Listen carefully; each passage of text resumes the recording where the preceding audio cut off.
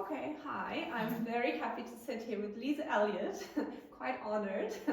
Lise's book is so important for our work. Everyone reads it. And so here on the first Heidekongress, you came and you gave us a speech on brain development. Thank you very much. And I have now 5 little questions for you. Sure. So the first one is, what is, in your opinion, the most important element in human development? Well, assuming that a child's brain makes it through prenatal life safely and healthy, I think the most important thing is the relationship with the parents.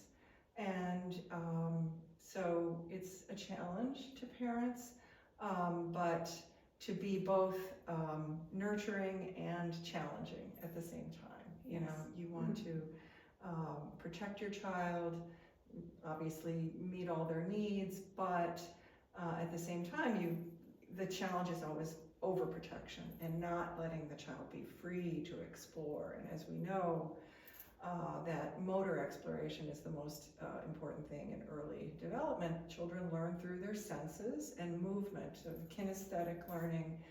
And so I think today we have so many devices to strap your child in, or park it, as we say in English, you know, from the car seat to the stroller to the bouncy seat.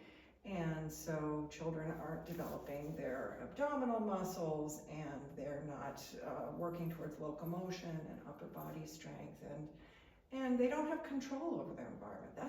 That's the driving force for children to learn, is the motivation to be independent and find things on their own and not just be carted around. Yes. Okay, thank you very much. And the second question is, what do you think in the next 5 years will be the greatest difficulty for children that they have to face? I think we are unfortunately still suffering the effects of COVID.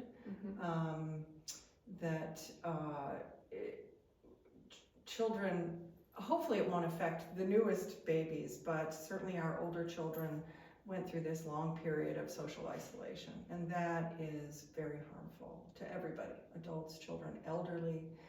And I think it has left a little bit of a hangover because we all became very comfortable in our homes, and you know, we're doing more still remote through the computer and Zoom than we probably should be doing. So I think we really need to encourage engagement with real reality, and that's especially challenging with artificial intelligence infusing every part of our life. But children need to use all 5 senses, and unfortunately computers are just visual and auditory and 2-dimensional vision at that.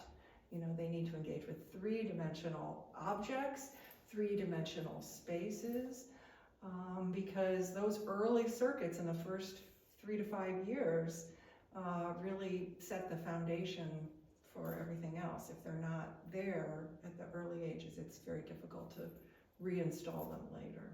Yes, okay, thank you for this. And the next question is, what will be the greatest challenge for adults? Yeah, well, I think if we focus on parents, adult parents, it has been a struggle since the invention of the smartphone that parents are just really grappling with how to, you know, expose their children to technology. You have to be a technology native, but at the same time, the social network is very artificial, and it's not normal for children to be connected to thousands and millions of other people. I think we evolved to live in small societies, a couple hundred people, and so it's overwhelming, the social comparison and competition, and not to mention the lack of in-person exposure. And so I really hope in the next 5 years that we see pretty much a ban on cell phones in school, mobile phones in school, and even computers. You know, yes, children need to learn how to type at a young age, but I think that basic reading, writing, shapes, and everything should be done manually. It'll have a The next question is, when you think about the Heidekongress that we are here at, what comes to your mind? Wow, it's really been a wonderful experience. I've met fantastic practitioners, physicians, parents, grandmothers, and of course great experts from around the world. It's been quite a privilege. I think you've put together something terrific. I hope you can replicate it in the future. My impression is that people are learning very diversely across development, for one thing, from prenatal through the lifespan, but also across disciplines, psychology, physiology, consciousness, neuroscience. I love the integration. That's what interested me in this topic, and I really congratulate you on pulling it together with the theme of movement being the common thread across all those. Yeah, thank you. And the last question is the second Heidekongress 2028, which will be the 28th International INPP Conference. So INPP practitioners from all over the world will be invited and come together. Would you be willing to come again? I would be most honored. Yes, no, I had not been to this part of Germany, and it's quite beautiful, and I love the people. Maybe I will learn a little bit of German before then. It would be very motivating. Or at the very least, I'll have those simultaneous translation. There will be translation. Yeah, my husband has those ear pods, and I'm just a little behind the time. But I really admire you doing it every 3 years. I think that is just the right interval.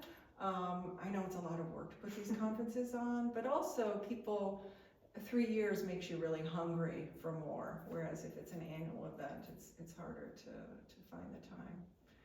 So, yes, absolutely. Okay, great. I'm looking forward to that. And thank you for this, Elise Eliot. Thank you.